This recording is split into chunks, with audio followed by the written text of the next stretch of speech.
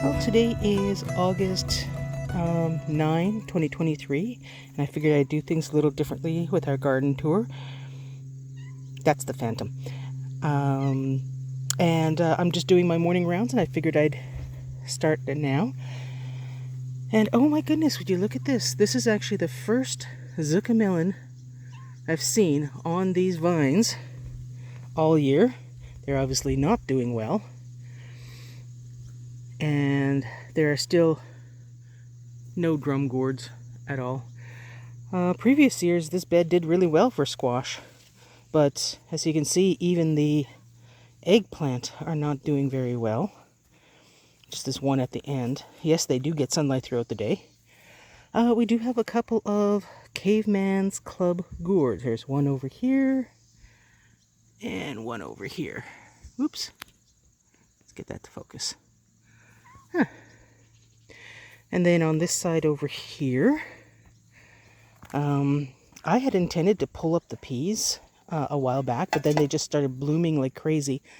I guess trying to make up from being eaten by the deer. You can see they all sort of end at the same height.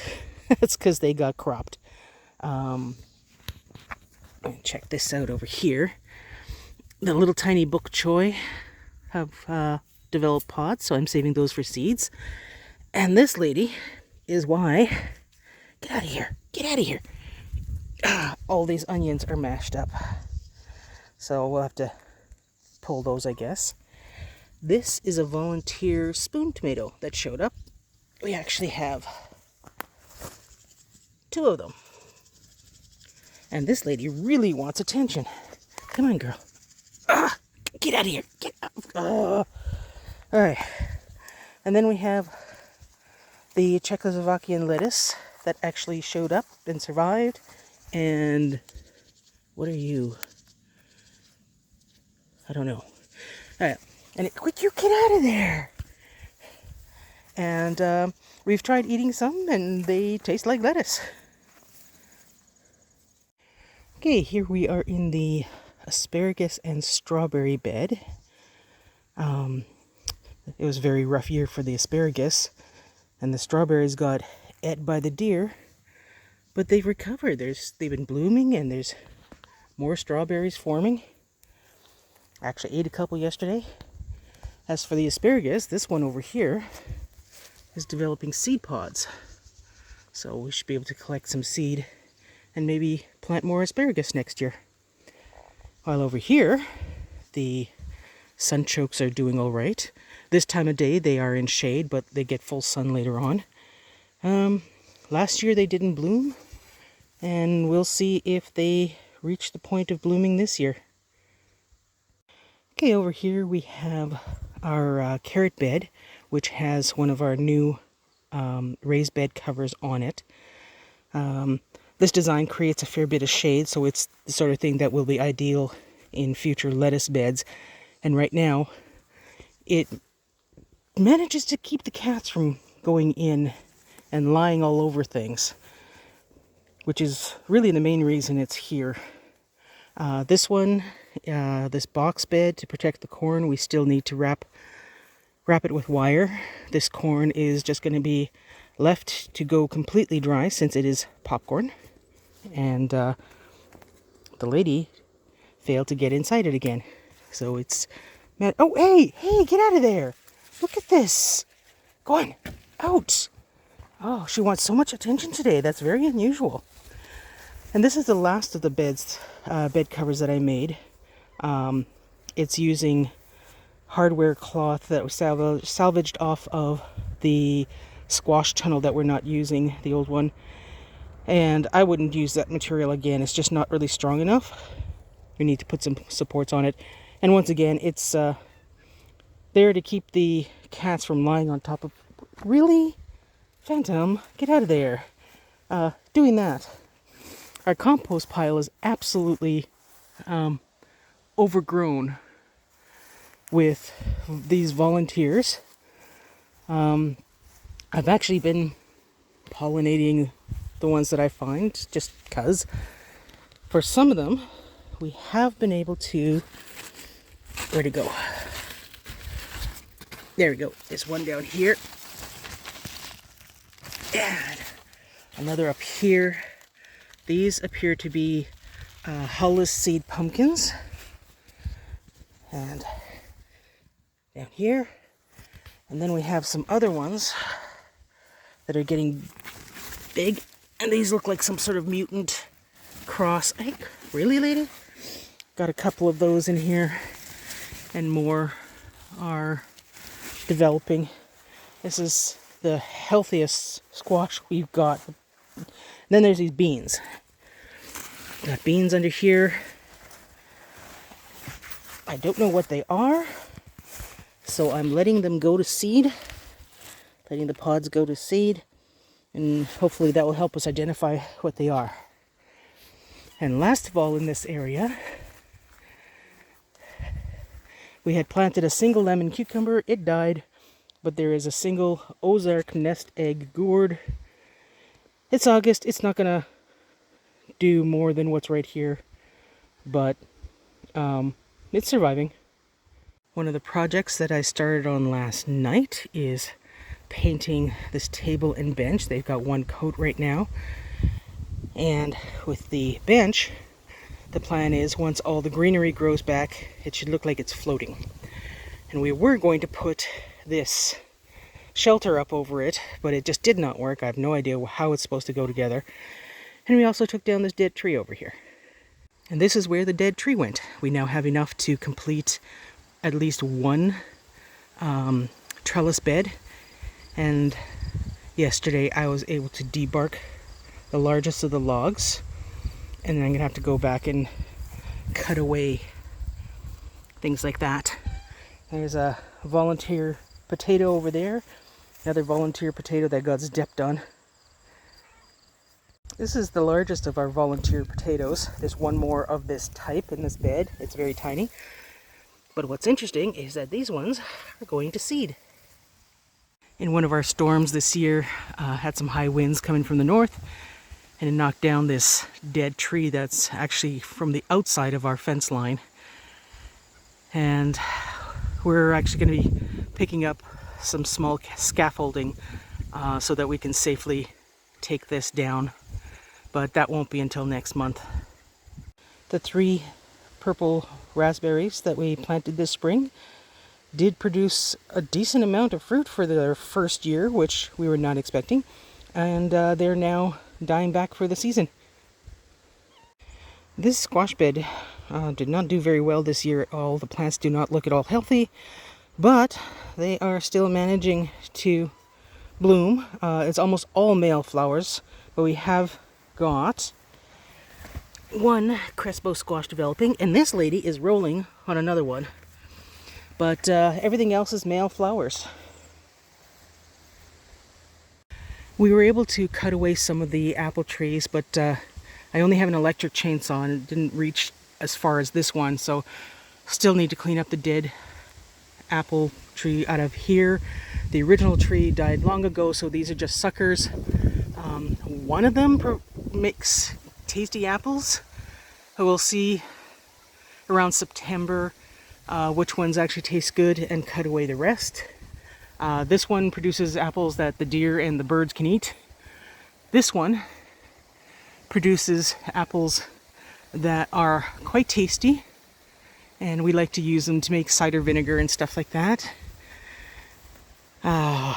Finally cut away the remains over here. Again, the original tree had died long ago and it was just suckers. Most of them were dead.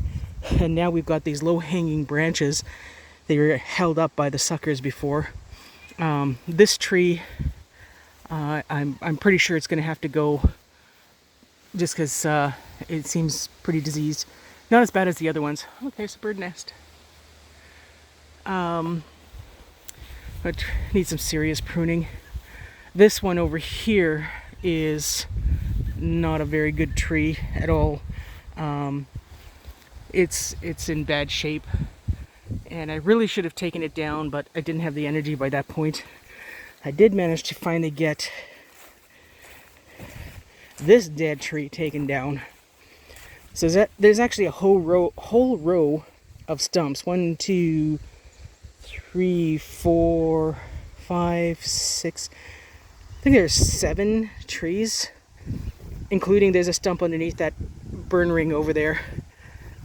Everything was planted so close together. But one exciting thing is I finally got that tree that was stuck the rest of the way down. Turns out what was holding it up was this. I had thought it was another dead tree that it was stuck on, but it was a treetop that it broke and dragged down with it. So I was able to pull that out, and the tree came down, and so now we can access things and clean this up. Of the 4 raised bed covers we made, this one is my favorite design. I would not use this fence wire again because these wire wraps over here make it really thick, and it actually caused things to break. We had to sandwich a second board along the long edge to keep it from falling out. However, it's good and sturdy, doesn't need support, and it holds the netting in place. The netting keeps the deer and the birds out. And our beans have recovered from being eaten by deer, and so we're actually getting some decent bean crops. I am really happy with how this melon bed has turned out. It's in the kiddie pool over there, and we had to add more height to this trellis and more strings for them to climb. And quite often I'll go by here and it'll be literally buzzing with pollinators. And let's see if I can... There are... oh, there we go. Here's a fairly large one. Melons forming. Hello, lady. So I'm very happy with how this is turning out. Here we have our Roma VF tomatoes with the onions on either side. They are being very prolific right now. So it's probably a good thing we ended up with maybe half of what we intended to plant. So they're starting to ripen. We've been able to harvest a few now and then. And the onions around them, some are doing well, some are not. And then on this side, we've got the Black Beauty tomatoes. They are so incredibly heavy. We've had to add more structural support to the trellis. And yeah, on this side, the pruning got behind, and so it's a lot thicker and denser than farther down. You can see how much thinner these ones are. But my goodness, there's a lot of tomatoes, and they're all like, this is the biggest one, the first one that developed, and oh my goodness, get out of there, get out of there. And it's not ripe yet. And then we got our Uzbek golden carrots. We've harvested some, they are quite good, and the onions in this bed are doing quite well as well. In these grow bags, we've got the hot peppers together with onions, and the one bag with just onions, and they've been blooming. And somewhere around here, I've even seen some peppers starting to form. These are one of the short season varieties. In this bed, we've got the indigo blues, and it's interesting to see how very red they get underneath. And you can see the onions are developing nicely. The beets on this end, still not doing very well.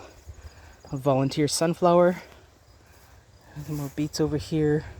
We've got the gold ball turnips.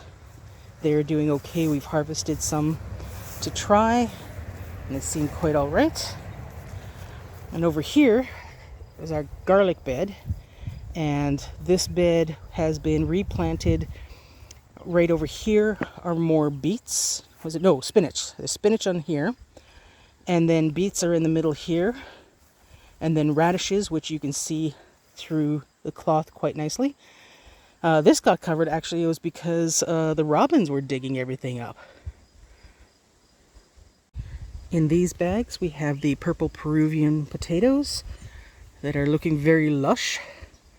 And then we've got our other peppers in the grow bags, again with onions. And yes, there are baby peppers. I'm actually really happy with our squash bed this year. Of course, last year was a complete failure because of the flooding, but this is probably the best year for squash we've had. Mind you, this is only the second year we've been growing winter squash. Here we have a couple of hulless seed squash pumpkins. So far there's just one developing. That's the thing, there's a lot of male flowers, not very many female flowers. We have a single winter sweet over here. These two are both winter sweets. These two are Boston marrows, and they each have one. We've got a row of honeyboat delicata, and there's one developing. And I think I finally saw more developing on other plants over here. And then we have a couple of red curry. We've grown these before successfully, but there's only one right now. Some other tiny ones that are finally female flowers coming up. We'll see if they get pollinated. The G-Star summer squash, it's a patty pan squash. They did really well from the start. We got a lot of female flowers at first, and now it's almost all male flowers. But we are actually getting some squash out of them. One yellow zucchini, the Goldie zucchini, survived. And then we have one sunburst patty pan, which has survived. And we've got a few developing. We've got a single green zucchini that survived. We've actually harvested a bit. This row I'm really excited about because the Georgia Candy Roasters are producing so many little squash. And where's our largest one over here?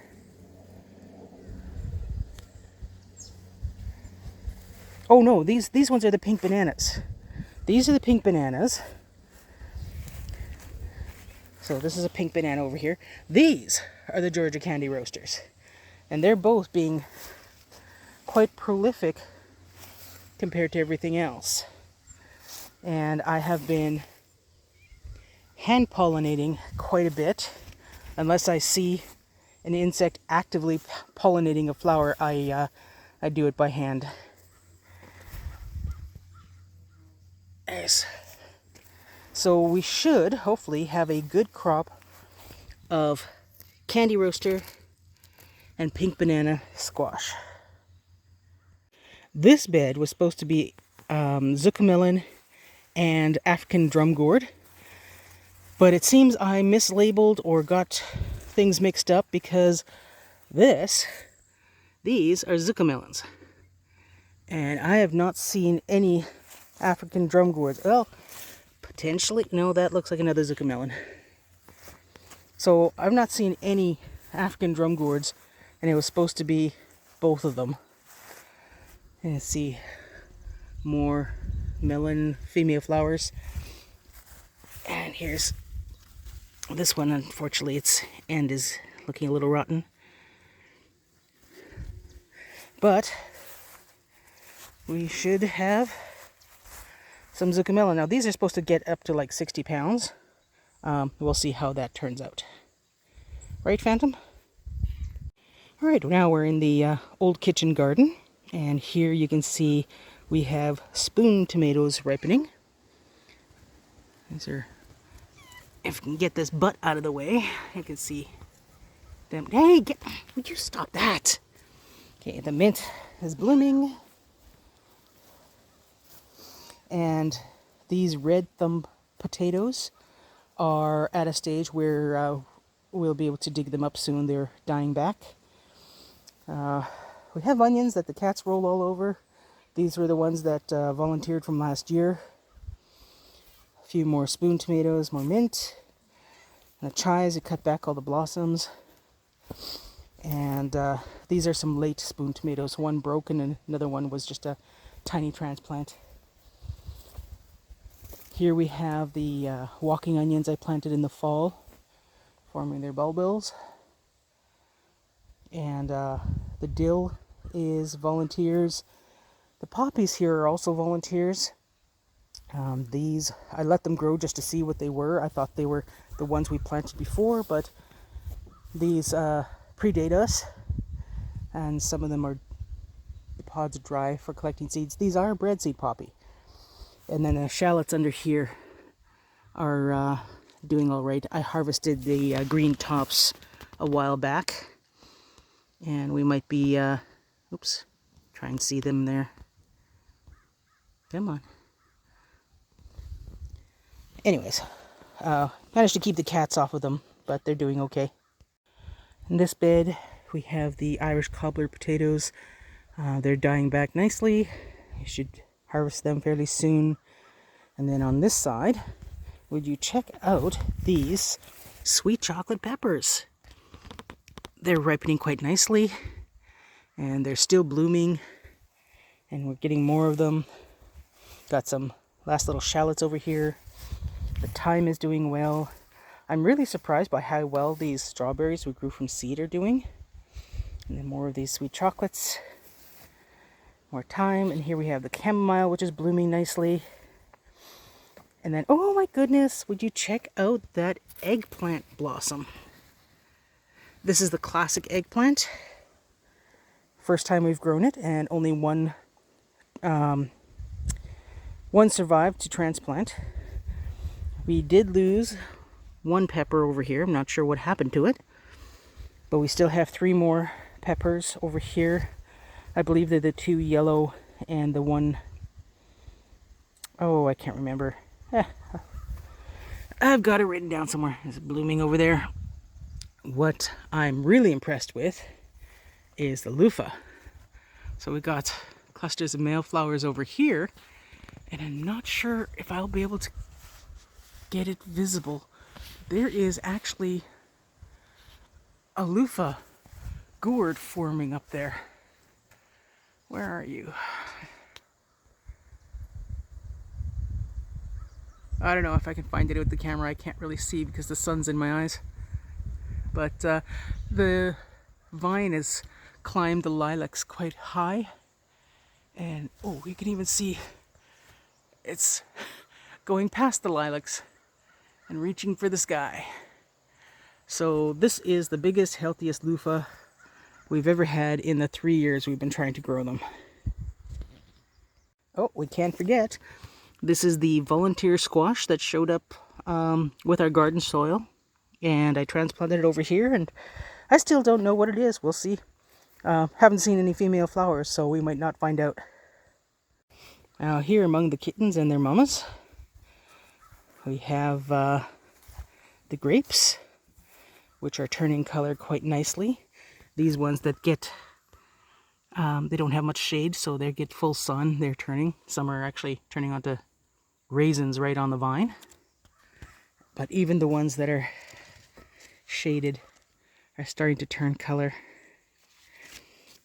This is the best potential crop of grapes we've had since we've moved out here.